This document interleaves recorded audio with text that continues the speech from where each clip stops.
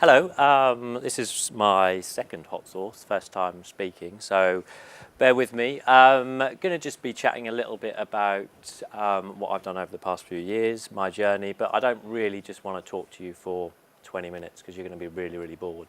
So if you want to throw questions at me, comment on anything that we're talking about, just shout it out, and then we'll kind of open it up and then we can discuss it as we go along.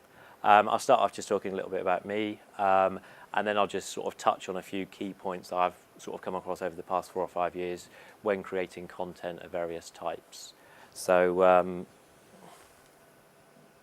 sorry, if you can't hear me, shout and I will. This is me. It was a while ago, if I'm honest. I started Average Joe's probably 4 or 5 years ago, very much as a hobby, just very bored of reading terrible content on the internet, to be honest. It was all regurgitated press releases, things like that, and people didn't really care what they were starting to write. And I just wanted to give an honest view on what I was thinking, the kind of products I was looking at, the kind of things I was interested in.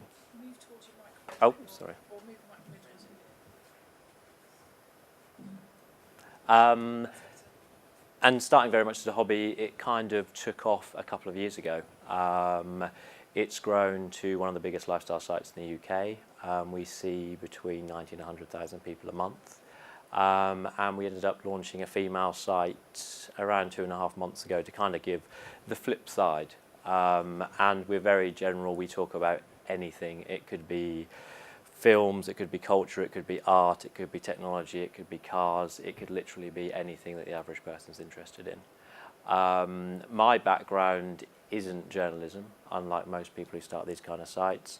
I was from a technical background. I used to build websites when I was younger.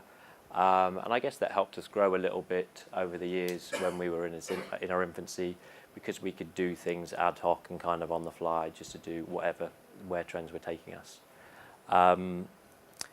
In terms of content, I guess one of the main reasons that we've grown so quickly is you have to know your audience. Creating content, you can create the best content in the world. Pitch it to the wrong person, they're not going to read it, or they're going to read it and they're going to turn off. Before you even think about your content, you need to think about your audience and who you're going to target. We have very useful things which are reader profiles, which have a little avatar of our made-up person, a name, their hobbies, what they do for a job, their income.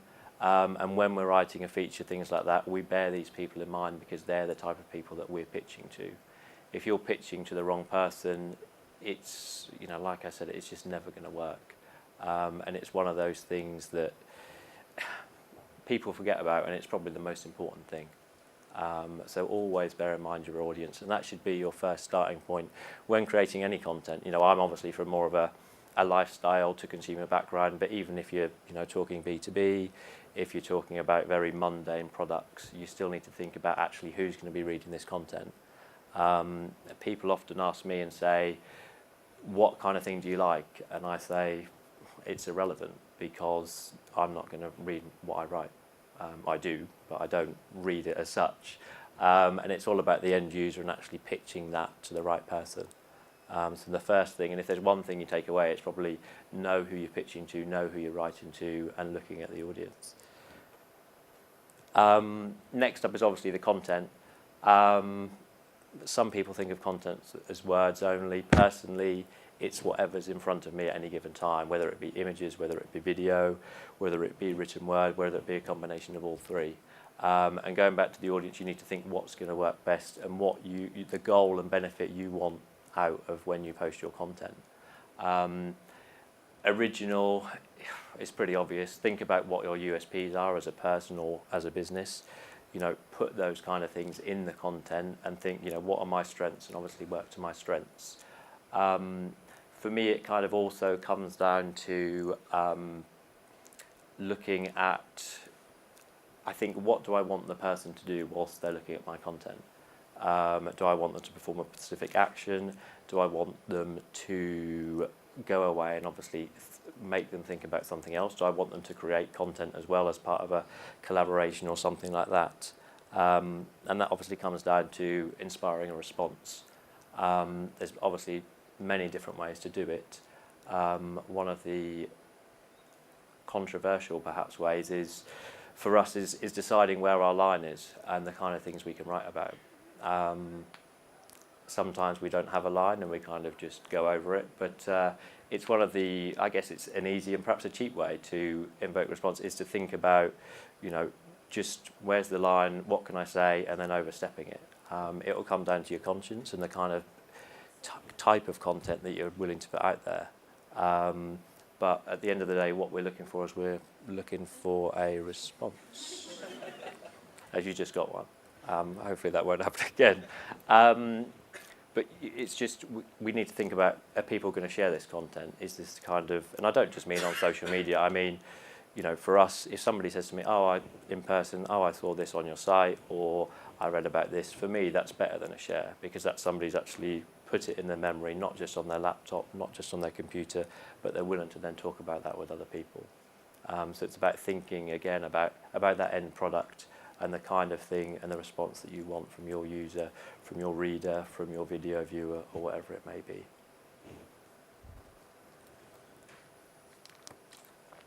One thing, no matter what the content is for me, is timing. In life and in business, I think timing is everything. You can have the best idea in the world, and at the end of the day, if you put it up at the wrong time, it's just not going to work.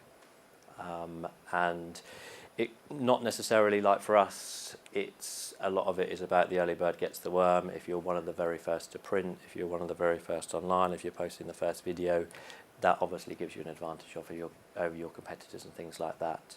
But equally, sometimes we hold content off for a longer period of time. We recently done some F1 content, and we held off for the release of Rush purely because we knew it would then be more mainstream. And it's about thinking how you can use your content at the right time to obviously then provoke that response with the audience. And again, it could be tying it in with something else, whether it be an event such as Ascot, a film release, or whatever it may be. But no matter what the content, timing is crucial, both in terms of your business and what else is going on in the world. And I guess as well, if you know what events, what kind of things are coming up and what you want to write about. So don't think, this happens tomorrow, we must put something up tomorrow. Think about it 6 months in advance, do a little bit of planning. I'm not one for planning, if I'm honest. But, we have a rough idea of when events are coming up, the kind of things we're going to be writing about, the kind of things we're going to be looking at. And it's one of those things that the more time we spend looking at it, then the better it seems to become, because we can gauge what people are going to be talking about, what people are obviously going to be searching about in Google and things like that, whether it's the latest event, the latest DVD release, or whatever it may be before it comes out. And by knowing the timing and knowing when you're going to put that kind of thing up, obviously gives you an advantage over everybody else. You're going to have to be lucky somewhere along the line. Personally, I'm very blessed that I get to do what I love for a job. I get paid to travel around, I get paid to travel the world, and it's luck half as much as it is judgment, skill, content, being in front of people or anything like that. It's one of those things where sometimes you can write the best content in the world and nobody wants to read it, and it's demoralising, and you just want to lie in bed and you want to cry, but you don't, you just move on and you go and do it again. Gary Player, a famous golfer, once said, the more I practice, the luckier I get. And it's the numbers game. It's the more content you put out there. To a certain degree, it still has to be the right quality, but obviously the higher percentage of hits you're going to get, shares you're going to get, whatever your end want, whatever your end use is. So it's one of those things that where sometimes you've just got to take a punt and you've just got to do something and hope it works. And again, we can guess what content works, but sometimes the best content never does. And sometimes really crappy, quickly put together stuff goes better than anything else. It just happens to be, if that one person who shares your content who's very popular on a social media network or something like that, then that seems to work. Does anyone want to throw any questions or anything? Yeah, I've got one. Can I just rewind? You talked about kind of having a sort of personification and portrait of people you were writing. Can you talk a bit about that and how you develop that? And, how Yeah, what What do they look like? One looks a little like you, Tom. They're kind of, we evolve them. We've got 2 for each site at the moment, and they are at probably each end of our spectrum. So one of them, our average user, our average reader, is probably older than some of the sites you would think. They're kind of mid-20s up to mid-40s, that kind of area. So we have somebody who's late 20s, out of uni, kind of a professional, and obviously now trying to work and decide what they're going to do with their life. And then we have somebody at the other end of the spectrum who's kind of very settled in the family life, but still aspires to what can I spend my money on rather than just go down the pub, that kind of thing. And we spend a bit of time looking at them and chatting to them. And we chat to our people who we obviously have, who share our content on social networks. And we have a chat with them and we have a look at them and see, right, what type of person is this? We'll go through their feed, we'll look at their job, we'll see if they've mentioned what car they drive, that kind of thing. Just so we get an idea of the kind of people that actually are reading our content and who we're pitching.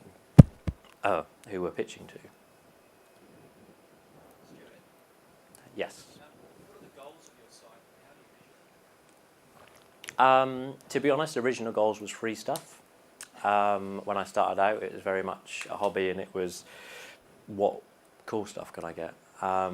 Nowadays, it's changed slightly. It's obviously a business. It's my living. It's how I earn a crust. But it's engagement is a funny word. You can get, if you actually took 100,000 people who read our website every month, how many of those are engaged and come back? Then you're probably only looking maybe 30-40%. And that 30-40% are who I would rather be building an affinity with. Because if we ever changed our model and we were ever going to charge for content, we were ever going to launch a paper magazine, if we were ever going to launch products, they're the people who are going to be willing to invest in those products. So for me, it's more repeat. It's building a relationship with people, and again, trying to be honest. We're independent. I own the site. The only money that gets invested in the site is what I can spare at the end of the year after living, and it's doing that for the people that read the site. It's just about being honest. To be honest, we get offered. If I took a post for every offer of electronic cigarettes that I've had over the past year, I would be probably sitting on a beach somewhere. But it's not selling ourselves out. It's trying to be honest to ourselves, be honest to the people that are reading it, and not have somebody who's above us and saying, you have to write this, you have to be nice to this brand, you have to say this kind of thing. And that's one of the things that's helped us work, is just being honest. We fell out with brands along the way. A few of them have said they won't work with us again, but it's one of those things. What rate did your audience grow? And is it still growing, or is it? It is still growing, yeah. Again, because we don't have budgets, we don't have marketing, we don't have PR, it's all organic growth. And we generally see spikes depending on social usage, and again when Google updates solifograms, things like that, Panda, that kind of thing. So in terms of our pure growth, it's probably something like 10 to 20% year on year at the moment. Going back 2-3 years, one year we went up something like 150-200% after an update. It's something we try and look at, but to be honest, we kind of base our figures on what we see at the moment, and work to, in a way, tread water, because if you do that, then generally with this kind of thing, then it starts to go up in terms of content, in terms of people. And again, how much content we put out can be a correspondence to how many people we get on the site. We, compared to some people who put up 20, 30, 40 posts a day, we only probably do an average of 2 to 3 posts per day on each site. But again, none of our writers, they are all mostly friends first, writers second, they all have other jobs. None of them get paid for what they do. They do it for the love, they do it because they want to see their name up on the internet. They can show their, whatever it may be, their kids, their mum and dad, that obviously they have something in print. And again, we share around trips, we share around freebies, we share around reviews and things that we get to everybody that writes, just to try and make it an even keel and an even playing field. Say more about how the money for the trusts comes from the site. To be honest, it changes every few months. Advertising 2 years ago was our income. Advertising nowadays, I wouldn't be able to live. Click-through rates, things like that, banner ads just don't work. Most of our incomes comes from content collaboration, and to be honest, most of that doesn't appear on the site. We create content on behalf of brands, with brands for appearance in their perhaps internal magazines, internal comms, their apps, for instance. We've done a couple of apps last year during the London Olympics, that kind of thing. And it's creating content and working with people off the site. For us at the moment, the site is more of a driver to show what we can do, that we can obviously start something from scratch and we can build something. And the main income for us at the moment is actually doing stuff for other people. It's a difficult thing to monetize the site. You could look at affiliates and things like that, but to be honest, in our experience, it always works better on niche things because we're obviously general lifestyle. People just don't, with our numbers, 100,000 mace, it's a reasonable number, but when you look at, people who, GQ probably hits something like 800,000, I guess, a month. Ask Men is probably the biggest in the UK. They're up to around 2.5, 3 million. Now they can make more of a difference with affiliates, but lower numbers, it has to be a niche product for it to work, in my opinion. So it's one of the hardest things, and we have to do a little across every single thing, obviously, to do it, and it just changes every few months, and we have to do something slightly different. We've got a question over that side of the room. You said that you now do 2 to 3 posts a day. When you started, were you putting out 2 to 3 posts every day? No, at the start it was very much, it started, to be honest, as a personal blog, and it got to the point where it could become more if we opened it up to different writers and more people. So at the start it was probably more something like 3 or 4 a week, maybe, if it was lucky. And we've gone through peaks and troughs. There are some days when, I think today actually only 1 or 2 pieces have gone up because I've been trying to do a presentation. But it really does depend on it. And again, at some points, we're quite lucky that we're lifestyle. We can write about anything under the sun. If it's a niche, then obviously it's much harder sometimes to think of content.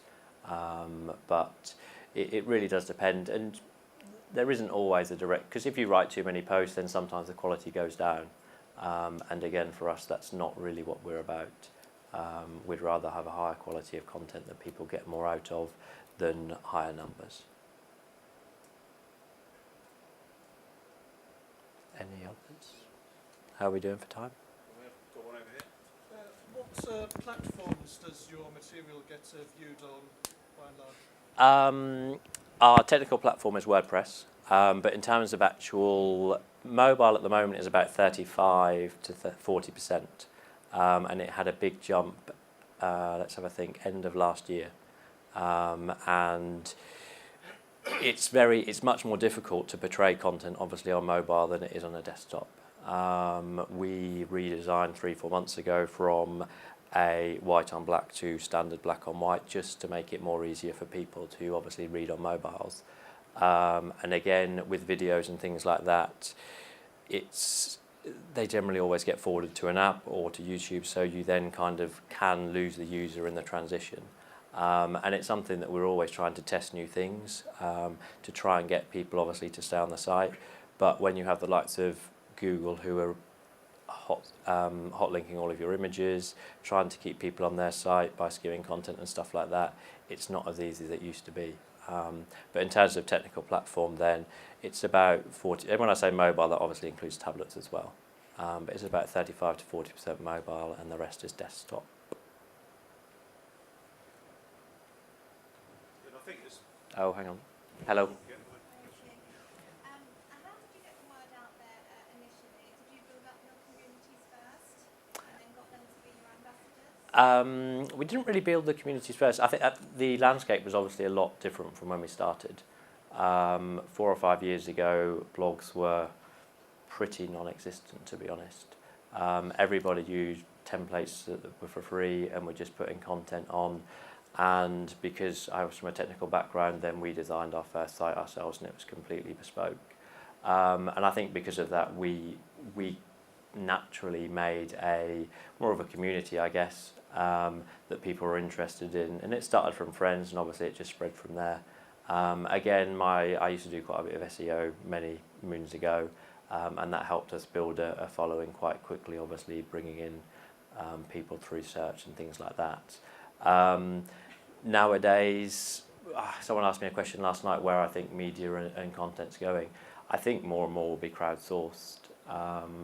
It will become not a free-for-all like a forum, but stuff like Reddit, which is obviously one of the biggest websites in the world. They call themselves the front page of the internet. It's all of their content is obviously sourced and curated by their readers and the people on their website.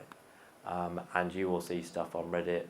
Some of it's illegal, but some of it is before you will ever get a press release. It's before you will ever see it on any other website. It will be before you ever see it in print in a newspaper. It's the quickest moving sort of content creator out there at the moment, and I think it will go more and more down those lines. Where do you see business models, revenue going in the future? You said to us that your advertising revenues have gone down. You're having to make your money by selling content to brands. Where do you see that going in the future? To be honest, at the moment, that's probably one of the most stable things. The things are with brands of various sizes. They are looking for somebody who has the experience and they've done it before. They're not generally willing to employ people to do it. And for us, it's probably one of the most stable and longer term revenue streams that we've had and we will have. I think it will also, for us personally, we're very interested in video. We have a couple of guys who specialise in video now, and we will be doing more working with brands, not necessarily producing the video, but thinking of ideas and how they can connect with their audience. Because again, we are, I guess we're kind of a middleman between a brand and their audience. And if they want to connect with our particular niche, if they want to connect with our particular reader profile, nobody knows them better than we do. So I think it'll be more that kind of thing, and us telling them the kind of content we believe that they will be interested in, and then putting that together as a collaboration. But it's one of those things. If you look at celebrities nowadays, it used to be very much PR driven, and now everybody's their own PR. Everybody posts their own picture on Instagram. Everybody posts their own video on Vine. The sites and PR and things like that are becoming less crucial, unfortunately. So I honestly don't know where it will end in a few years. I'm sorry if anyone's a PR, you're all right for a few years. Stuart, if you are a small business, like a lot of people in Norwich and other companies are trying to get a hit with content, and they're only able to produce 2 or 3 posts a week or something like content a week, what sort of expectations should we have for attracting new visitors or prospects through search with that kind of level of content? I think it depends on what you're writing about in the niche. To be honest, if I could probably go back to the start, I wouldn't start Average Joe's. I would have started a niche. Probably looking back, men's fashion and men's style, purely because that's grown a lot in the last 18 months. It's been our biggest growth sector. And if we would have started a niche, then I think we'd be much bigger than we are now. And it's not just about the numbers of content. I think if you're showing people that you're putting up regular content, there's nothing worse than doing 5 in a week and then not doing anything for 3 weeks. You're better obviously to spread that out over the time. But when it comes to numbers and getting obviously people on the site, it's just going to depend on what kind of content you're writing, whether it's B2B, whether it's B2C, and how that's shared on the internet. And we all know Twitter and things like that, it's full of noise. The value of Twitter is decreasing by the day. I remember probably 2 years ago now, Tony Hawk shared one of our articles, 1.2 million people, and I saw it come up and I thought, this is going to make me, and we had like 1,000 clicks, 0.1%. So it's just one of those things. There is no way to know what kind of content, but SEO and the basics are obviously very, very important. We spent a lot of time more on our technical aspects this time around, rebuilding, to try and be as nice as we could to Google, but equally Google could decide to kick us out tomorrow.